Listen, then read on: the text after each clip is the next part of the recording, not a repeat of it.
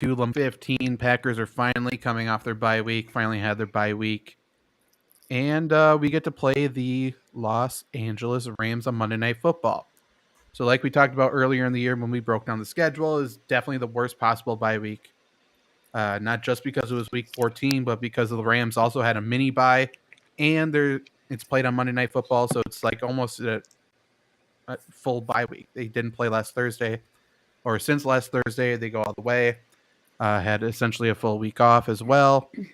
Completely worthless bye week, but the Packers are here. They're healthy. We'll break down the injury report as well. Trevor Lamb to the right, Janet Wilson and Luke Reimer down below. I'm Zach Bruner. And so the Packers going into week 15, we can talk about their playoff odds, their chances to make the playoffs. Trevor, I think, alluded to it pre-show. I think Packers Twitter is a little bit more positive than what the odds probably say. People are acting like it's a guarantee that the Packers are going to make it. But according to math, if you believe in that. No, I don't. I'm a little skeptical. Like, why is it true? They don't give me an explanation of why that's true. They just say it's true. The math is adding up and it doesn't make sense. I don't understand how people came up with formulas. No, it's bullshit. They just had an argument. They come up with letters to, say they're right. I don't know. The moment the letters came out, they lost me. Well, no, the moment imaginary numbers come out, like if they're imaginary, why are we talking about them? Yeah, exactly. And the negative out of sight, out of mind. If they don't ask, exist, don't tell. Why are we talking about them if they don't exist? The negative ones. Exactly. Why are we concerning ourselves with hypotheticals? Let's just talk about what's in front of us. Except for, let's do exactly that. Let's talk about hypotheticals with the Packers' playoff chances here. Can't wait. Currently, going into Week 15, the Packers have a 6% chance to make the playoffs. Not very good. Last week, they had a 4% chance. So during their bye week, they did rise 2%, which is a good thing, I suppose. Now, the biggest thing this week is Thursday Night Football. So if you're listening to this after the fact, maybe this game already happened. Maybe it's happening tonight. But the 49ers and the Seahawks play on Thursday Night Football. The Seahawks are also competing for a wild card spot. The 49ers essentially have the division wrapped up there. So the Packers are cheering for the 49ers to win. If the 49ers win, and the Seahawks lose, obviously, then the Packers' playoff odds go up to 8%. It doesn't seem like a lot, but it's essentially the biggest win, the biggest thing that they need to happen.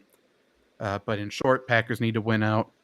Yeah. Seahawks need to lose 2 of the next 4 games, and Commanders and Giants need to lose 3 out of the next 4. But if we want to talk about actual numbers here, one of the Commanders or Giants needs to lose 3 out of 4. Or do they both? Right. I think they both do. Okay. Yeah, so it's easy. And one of them they play each other this week, so one of them is going to get a win this week, probably. I mean, they tied last time, so who knows? But if Green Bay wins their next 3 games, then the playoff odds rise to 35%. With a Seahawks loss, it'll be 48%. So we could be looking at going into a Week 18 game at home against Dan Campbell and the Roaring Lions with essentially a 50-50 shot win and you're in scenario, which I don't know if my heart can take, but it is the theater that I crave, I think. I think that's what I want to happen.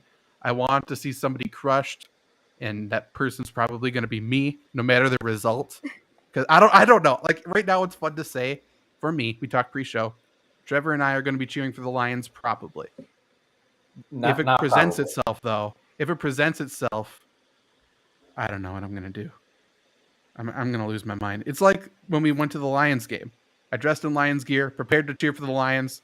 Then they started high-fiving me. They gave me COVID, and I didn't feel good about it. Like, I don't want this. I disagree. I felt fantastic about it. You may be on the fence, but I am not. It was very funny, Zach. As soon as you high-fived that first Lions fan, you turned to me and goes, "That felt dirty." I'm like, of course it felt dirty. Little did I know he had COVID on his hands, and I almost died. Yeah, COVID on his hands and a gear on his head. Should have been the first indicator. Should have been. Wasn't even his seats. Then he left. Incredible leg room in that game. True.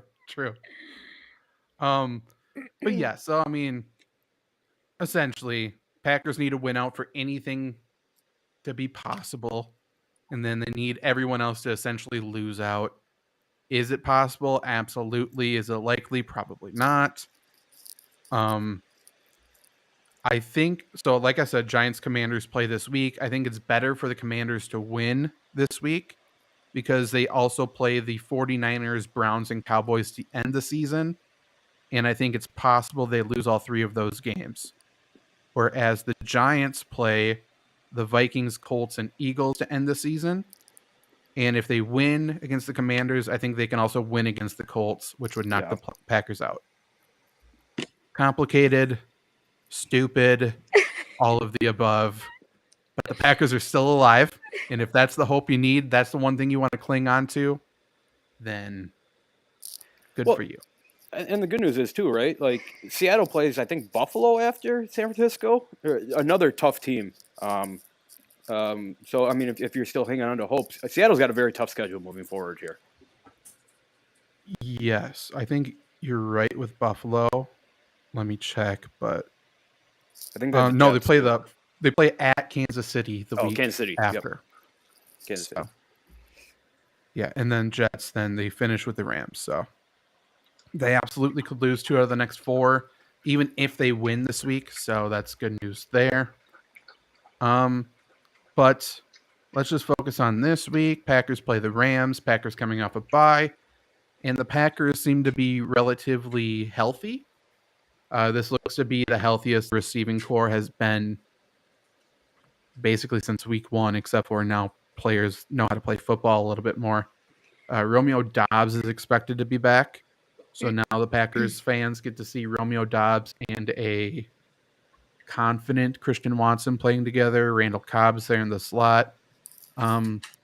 Luke, like, what do you expect to see, I guess, with both of them on the field? Obviously, Romeo Doubs showed out to start the year, looked good, and people are saying, oh, Romeo Doubs is clearly the better of the 2 rookie wide receivers. Romeo Doubs got hurt in that Packers-Lions game that we were at, and then Christian Watson kind of took over. Do you think they take away from each other? Do you think they can be complementary? How do you think this offense looks? So the Packers have, or I should say Matt LaFleur has really turned the Packers into like a run-first team. And we talked about it on our fantasy football show. I'm sure we'll dive into it on this show. What the split is with A.J. Dillon, Aaron Jones is obviously up in the air. But I'm wondering if Romeo Doubs, I'm wondering if they throw him slip screens or throw him out one-on-one early to start the game. I remember those. Everyone remembers those plays. Rodgers just chuck it over to Devontae or Greg Jennings or James Jones and let him make a play. I think that might be smart on their part. It's just really hard for me to see that they go away from as much as they've been giving Christian Watson. Like, Christian Watson is not getting a ton of receptions. In fact, he's not getting a lot of touches, but he's doing stuff with the touches he's getting. I think that's exactly what NFL coaches look for, right? Can you produce with the little touches I give you as you're entering the league? I would have guessed that I think that he's shown that he's a playmaker enough to deserve more touches. So I'm hoping that they don't go away from Christian Watson, as we've seen the Packers go away from players that have worked in the past. But I would imagine that Christian Watson runs some go routes, some post routes, and maybe try to work Romeo Doubs underneath over the middle a little bit. But I don't know. I can't see Romeo Doubs going for like 102 touchdowns in this game. Can't see Christian Watson going for 102 touchdowns. It almost feels like maybe Christian Watson 60 yards, maybe a touchdown, and Doubs 70 yards to me. Janet, what are your expectations or hopes for these 2 rookie wide receivers? How do you think Allen Lazard mixes in? Because I think we're all in agreement that he's been pretty bad the past month or so. I was about to say that. So I would hope that this gives a little bit of versatility to Aaron Rodgers, but we all know that he's a creature of habit, and he's been using Watson on the regular and not Dobbs as much. So I think he's gonna keep trying to force the ball on what's been accurate for him.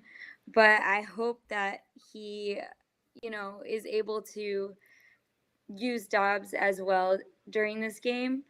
I don't know. Like, he was the same way with Devontae Adams. Like, he would just force the ball on him so much because he knew that he would catch the ball. And I feel like Dobbs is going to come in and he's not going to trust him as much as he trusts Watson at the moment. So I hope that he uses both, though. And I hope we win because I'm going to be there. Trevor, what's your thoughts on it? I mean, I pretty much agree with everything Luke said. I'll be keeping an eye on really just if Watson, and this isn't all his fault, but if he can turn more of those targets into receptions. Obviously, some of the problems from that has been drops. Some of them has been throws not perfect or forces, but the past couple weeks, his targets have been pretty consistent, and he still has yet to get 5 receptions in a game. So I'd like to see him. I don't need to see him getting double digits, but I like to see a little more consistency that when he's getting thrown the ball, a play is being made one way or the other. And then for Dobbs, I don't think to expect much. I just want to see him being able to get separation. Obviously, that was the trouble coming into the league out of the draft. He did okay at the start, struggled a little bit recently, so that would be something for him because you're asking a lot with how long he's been out. But if he can just get separation off the line, I'll take that. Yeah, I completely agree. And this is another matchup for the Packers against a completely depleted defense. Not a bad defense, but a defense with a lot of people missing. The difference between this defense and a defense like the Bears, which is horrendous. Like, there's at least playmakers, I think, on this defense. I think there's There NFL athletes on this defense. Christian Watson can't take a slant and run past people on this defense, I don't think. So, like, I think Packers fans have gotten a little bit spoiled with, obviously, this run that Christian Watson's gone on, and all the credit to him, especially on, like, that Jordan Love touchdown throw. Clearly, it was all Christian Watson. It was an open slant. Like, he's a tremendous athlete with the ball in his hands. I think that's fair. It's mostly straight line speed, which isn't bad. I'm just saying he's more Mike Evans than he is Tyreek Hill. But he's playing fine. He's playing good. But this is a Monday Night Football game. This is a primetime game. We've seen the Packers try to prop up players, trying to build the confidence of players. And they did that with Christian Watson after failing to do so the first time when he got hurt. I think they're going to feed Romeo Dobbs a little bit. I really think they want to get his confidence going because if they can win this game and they're in the playoff race and they have 2 rookie wide receivers with their confidence sky high, like, then they have a chance at least. I'm not saying they have a good chance, but I think they at least have a chance against the Vikings. They have a chance against any other team they might run into. So at least from a psychology and coaching mind, I would assume they want to get Romeo Dobbs going because he's been out for too long, and they need him to be the wide receiver 2, plain and simple, or 1 or 3. Like, we just can't have Sammy Watkins on the field anymore. Yeah, Essentially is what it boils down to. Yep. You know what? I say this though. Go ahead. Really quick though. I say this like we're all talking like, how good can these 2 wide receivers be on Monday night? And I just brought up the odds for the game. The point total is set at 39.5. So expected to be a pretty low scoring, ugly game. And so then maybe it's really the running backs on both sides doing the work and last team with the ball wins. I don't know. Maybe nobody really plays well in this game, which will be a nice, exciting game for Janet to drive up for. And the coldest game I'm going to sit in. The coldest I've been at is 8. Right now it's at 4 degrees. It'll be fine. It won't even feel that cold. It'll feel like 10. It'll feel like a warm summer day. Oh, gosh. We're talking about the Packers receivers, and my opinion is still the same on him, but why is Amari Rodgers catching touchdowns? I know. Like, he went up for it, too. Now he's a star. He looked like a good player on that play. He did. We need to stay focused, though. Let's not forget who he is. He didn't change. I'm not, like I told you, my opinion didn't change. It's just crazy to see that happen. It is. But they used him as a wide receiver. That's fair. But he couldn't catch he had Davis Mills throwing to him, though. So that makes sense why he caught it then. You need to catch that one, frame that football, put it up in the trophy case. But yeah, Packers Twitter definitely got excited about that, especially with the Packers not playing that week. They're like, of course. Is that his first receiving touchdown? Yes. Probably. Ever. Yeah. Yes. It was. Yikes. Good for him. I want him to return punts for them, though. I know. Then they'll figure out who Amari Rodgers is. Put him back That'll there. show Get a little too confident. I know. Yeah, exactly. But yeah. He'll make the team for the Texans next year because they have nothing. And some Packer fans will be upset. And I think rightfully so to a point. CJ Stroud's going to turn him into a 1,000-yard receiver. CJ Stroud's just Deshaun Watson. He's going to start getting massages, and it's going to go downhill quickly. It's the city, not the player. I don't know what happens down there, but Texas, Janet knows it's a different animal.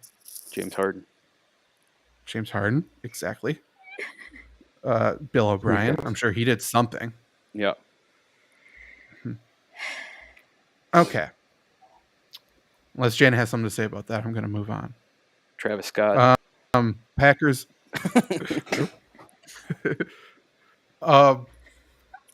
So Packers injury report. There isn't an official injury report since they play on Monday. But Packers are pretty healthy. Like I said, Romeo Doubs is most likely going to play. And then I think we can assume David Bakhtiari's out until maybe week 17. Yes, Kurt, this is live. Maybe week 17, maybe week 18, if the Packers are alive and actually looking good. Otherwise, like, I don't know. He had an appendectomy. He wasn't fully healthy anyways. I don't know why they would rush David Bakhtiari back. Zach Tom has been playing left tackle in his absence. And Zach Tom, I really like. I think he's a really good player. I think he's been doing really well. And I'm just so happy the Packers didn't... Like, the Packers are fully out on Royce Newman now, by the way. And you love to see it. I don't know why it took this long, other than front office pressure. But he is out of there. He might as well get cut. That Royce Newman superfan on Twitter is not going to be happy. Well, I mean, I have some clips to show them if they're not happy. It's mostly just full games. He is no good.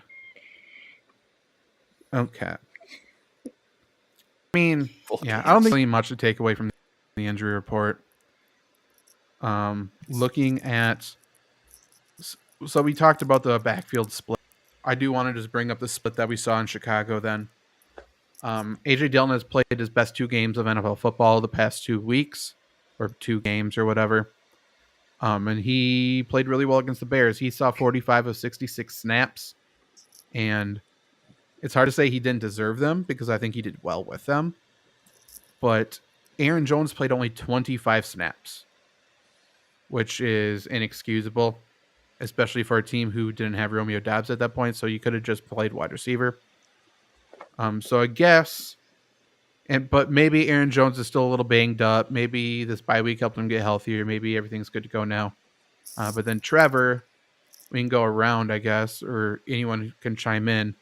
But Trevor, I ask you first, like, what do you expect from this backfield? What do you expect the split to be going forward after a week of rest for both players? I mean, I think you'd hope something like, at least for me, 55-45 Jones. If we're talking about simply the running game and that 45%, you want Jones on the field in most of those scenarios. Because to your point, Dillon did play well. I mean, it was the first time that in a long time, probably over a year, that A.J. Dillon busted through the line and it looked like he could get more than 5 yards. It looked like he wouldn't get tripped down from behind. It looked like he had some speed, some bursts. So obviously you want to give him the ball, but understanding that even with his improved look, Aaron Jones is still the better running back. He can do more. That's pretty clear. So I'd say 55-45 Jones. But I have a feeling we're going to see something like 55-45 or even 60-40 Dillon. I'm going to be honest. As a fan watching these games, I want Aaron Jones to run the ball every single time and A.J. Dillon not to touch the ball. Of course, that doesn't happen. But I mean, I think we talked about like on fantasy football. Like I think we're going to see more towards what we saw earlier in the season, right? Like Aaron Jones, it's like you said, Zach, maybe still banged up. AJ Dillon looks like a starting running back right now. I think that's kind of the idea that this Packers coaching staff is getting behind, that the Packers general manager is getting behind, considering Dillon is a second round pick. But like, there's no doubt in my mind that this isn't like a 50-50 split this game. And there's probably no doubt in my mind. Like, Trevor, I know that you had mentioned that maybe both these running backs score, but I don't know. Like, why don't these running backs only get 50 yards each? I don't know. This running attack is so hard to understand, which is crazy considering Aaron Jones is a top 7 running back in the NFL. But for whatever reason, I think AJ Dillon is a Packers guy, and I maybe he sees more than Aaron Jones. Maybe I'm in agreement with that.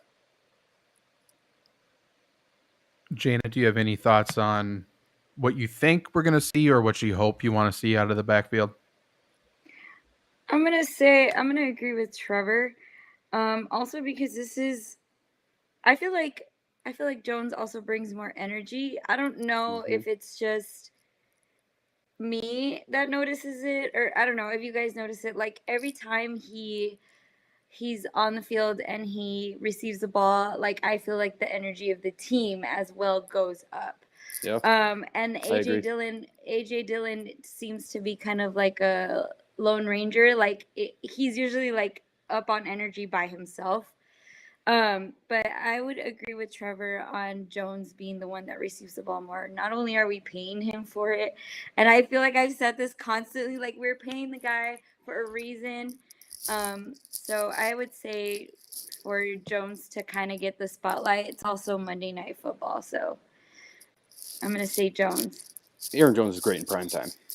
Yeah. And real quick, if Aaron Jones is watching, because I know it's his favorite podcast, if you break free, don't look behind you. God damn it. Just run straight fast. Don't look behind. Don't worry about anybody else. Just run straight and don't cut back. He's got to get that picture to wave at him. He's got to fill his house with them. I'm also going to be wearing his jersey underneath like 10 pounds of clothes. So he'll know it. He'll know. He'll feel it. Touchdowns only last 60 minutes. Pictures are forever. Put that on a shirt. That was inspirational. Mm-hmm. To Jana and Luke's point about Aaron Jones in primetime, I did just look up Aaron Jones primetime stats. But before I do, this must be only regular season, but it says Aaron Jones has played the Rams twice. He has caught only 2 passes for 0 yards against the Rams in 2 That's crazy. games. Yeah. That seems a wee bit weird. But so on Monday Night Football, he's played 6 Monday Night Football games. He has 7 touchdowns total on Monday Night Football. That against the Rams, that stat that he only has 2 catches for 0 yards, that feels like something that Aaron Rodgers would know and something that Aaron Rodgers would fix. True. That's a good point. But yeah, 7 touchdowns in 6 Monday Night Football games. In terms of late or primetime games, he has 29 of those. And he has scored 26 touchdowns in that. And he averages about 88 yards, which is better than his average. So Aaron Jones definitely comes out in prime time. Are the Packers going to continue to quote unquote save him? Possibly. I don't know. Kurt save him Trager for what? definitely likes Right. AJ Save Dillon him here. for what? I agree, Jen. At some point, you have to play him to make the playoffs. Yeah, exactly. I don't know. Maybe next year. To combat Kurt a little bit, Aaron Jones gets more yards after contact than AJ Dillon. He finishes runs stronger, so AJ Dillon's kind of a fake tough guy. People forget that Aaron. But he has played well. You just said something that like, so you know how Cowboys is their little saying is this is our year. I feel like ours is maybe next year. Maybe next year. Maybe next year. I mean, the crazy I feel like thing that's been Wisconsin sports for that's what I'm a while. I believe our phrase is more along the lines of, something along the lines of like, well, that's why he's a GM and you're not. I want every single person that has said that to me to line up in a single file line and just line up outside my front door. I just want to hit them in the face one by one until my hand breaks. That is such a stupid thing to say. It's so dumb. Well, just But to what do I know? just to add on to stupid things to say, and Kurt, I'm not calling you stupid whatsoever, but these people that have this idea that AJ Dillon is just some wrecking train, can run over tackles better than Aaron Jones is wild. Like, people forget that Aaron Jones is 8th all time in yards per carry. It's crazy that how good of a running back Aaron Jones has been with the Packers. 43 career touchdowns. Keep giving this guy the ball. We need him. And also, if AJ Dillon runs train, somebody please explain to me why we lost against the Lions at Ford Field. A lot of it was because he couldn't get a single fucking yard on like 10 carries. So, They threw to David Bakhtiari game last year. Good point. They threw a 1-yard pass to David Bakhtiari instead of running the ball with AJ Dillon against Detroit. Yeah, good decision. Good decision. And no one questioned it after because there's enough other things to talk about. Wild. It is wild. Okay. Kurt, the Titans game last year also had only 500 fans in the stands. True. Lucas won. Oh yeah. So, like I said, 39.5 points. 2 years ago. Jeez. Yeah. 2 years ago, yeah. 39.5 points is the projected total. 6.5 points is what the Packers are favored by. Do we have anything else you would like to talk about before we give our score predictions and get out of here? Sounds good to me. I didn't even read the comment. I'm not sure what it is, but I'm gonna go with the Packers win 20. I'm gonna go Packers win 27-20. I think it's gonna go over the point total. Luke, what do you got? 39.5. Yeah. I also think it's going to go over the point total. I'll go 24-20. Janet? 21-14 Packers. I just read the comment. Yeah. I'm going to go. Okay. Kurt, you might want to leave because you don't want to. Keep saying Coincidence? Honest question. Kurt, Rodgers is dating a witch right now. That's why the Packers aren't doing well. She has a hex on the team. It's possible. It's also wild. It's always the women he dates. It has nothing else to do with anything else. That's possibly why the Packers are bad, like bad mismanagement, coaching. I could go on for hours. But anyways, Luke took my prediction, so I'll say 24-23 Packers. But I don't like it. I don't like picking the Packers. If I'm picking something, I'd much rather pick the over. This seems like a very low total for this game. It does. It does seem weird. Yeah. Like, I feel like the Rams are going to get free. Their wide receivers are going to get a couple big chunk plays. And I don't know. And two, like Zach, you've talked about on many occasions, not about Cam Akers, but about this point that I'm going to make after my Cam Akers point. Like, we talked fantasy football that the Rams can get the running game going. Like, the Packers are 31st in yards given up per game on the ground. Gave up 360 to the Eagles. Like, if Cam Akers can get going, if Kyron Williams can get going, Baker Mayfield's best strength is with play action. And that feels like it's just calling for a Van Jefferson to burn Rasul Douglas down the sideline, like early in the second quarter after they run the ball the whole first quarter. Yeah, and this is defense. Baker Mayfield had success against it last year. Like, he struggled for a bit, but he figured it out at the end, Mm-hmm. So, and obviously, he's in that offense now. The Rams are just running a better version of it. So, I don't know. It'll be interesting. I think it'll be a close game. I don't think it's going to be a blow-up by any stretch of the imagination. And Baker gets a second primetime game in a row to prove that he deserves a contract next season. He seems like the guy who would take advantage of that. I think that's why he went to the Rams. He didn't get to choose, but maybe. Baker's got the boys buzzing out there. Sure does. Anything else you want to say before we get out of here? Kurt, any more comments in the chat? That'd be cool. No, are you guys expecting anyone to step up on defense? Can defense win this game, or do you guys think offense wins this game? think offense. I wins think this defense game. can. I mean, this Rams offensive line It is can. absolutely pitiful. Like, it is so banged up and it's just not good. Like, Preston Smith could have a massive game here. I mean, Enigbare could, but I think he's going to be going up against Havenstein for the majority of the game. He's the only decent player. But on the flip side, like Luke, you talked about last week watching the Rams game, that one D tackle split out to end who didn't deserve to be on the field. Yeah. Like, he's going to be going up against Zach Tom the entire game. So like, we Yeah. feel okay about our offensive line, and the Rams offensive line is bad. So they should be able to bring pressure and get something done. But if they bring pressure and don't get to the quarterback, that's when the play action is really going to start to kill. Yeah. So Yep. we will Honestly, see. for me, I think this is one of those games where it's going to be who.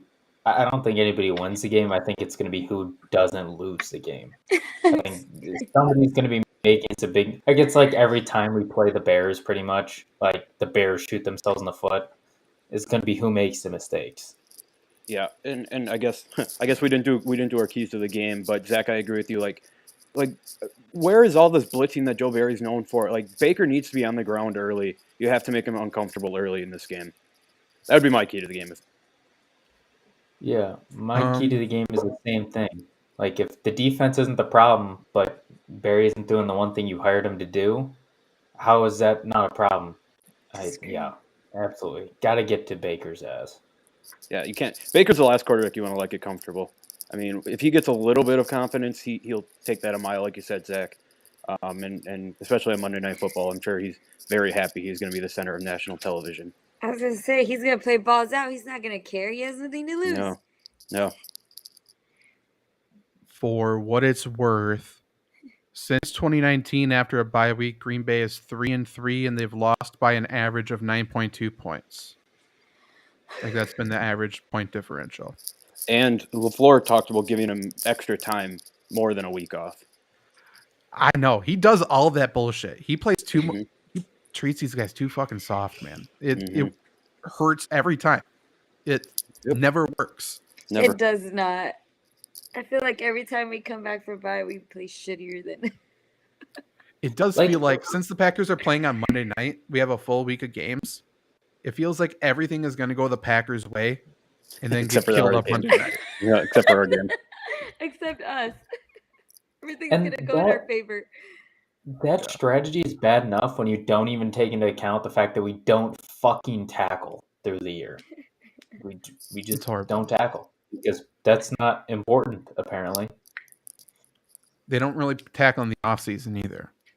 Like training camp. Matt LaFleur kind of reminds me of that teacher that has, like, she thinks she runs a classroom, but like she just gets bullied into everything else. Like, that seems like him. Matt LaFleur has substitute teacher energy. For sure. He's clueless. He doesn't know what he's doing. And he just wants everyone to like him. But you can play a movie. I don't want to see it. I don't want to see Deep Impact again. I had to watch it like 5 times in school, and I hated it every time. I don't know what it's about even. I've never even heard of that movie. I haven't. We just watched Osmosis Jones like 5 times. So what is that now? I've never heard of any of these things. Dude, Osmosis you tell me you haven't Jones? watched Osmosis Jones. What? This is your homework for the week. What? I don't know what That's it a is. Why I crime. haven't We gotten watched Shark COVID. Tank. I watched that in my business class. That was part of class. We watched that, and we watched The Apprentice. Yeah. Yep. That's exactly same thing. It was a You good need to class. watch Osmosis Jones. This is why I never got COVID. High school business. We got to take a trip to Lambeau and learn about the business too. How That's not nice. to run a franchise? Nobody was paying attention. They tried to sell you some stock. Yeah, right. This is how you market things. Yeah. Hey, they run a fantastic business. They just don't run a fantastic football team. It's different. That's true. They're very profitable. Yeah, they are. Okay, we will be back. Well, Janet, did you want to go off on any haters like you said on Twitter or no? You good? This is a hologram of me. I don't know what you're talking about. Yeah. It's Oh, fake. my bad. I'm fake. MAGA Janet will be back next week. Oh, and I will be in Wisconsin next week's show, probably in the hotel. Okay, so stay tuned to that. Janet can talk about the Packer game. I'm going to be there all week from Sunday morning until Friday. And as always, remember, if you see one of us at the game in a fight, It's Yeah. kind of a bad time to come, Janet. We're like have torrential like ice storms and blizzards Yeah, coming it's through bad. this weekend. It's okay. have fun. All right. I don't. Okay. Good luck. Have fun. But yeah, we'll be back next week. Goodbye.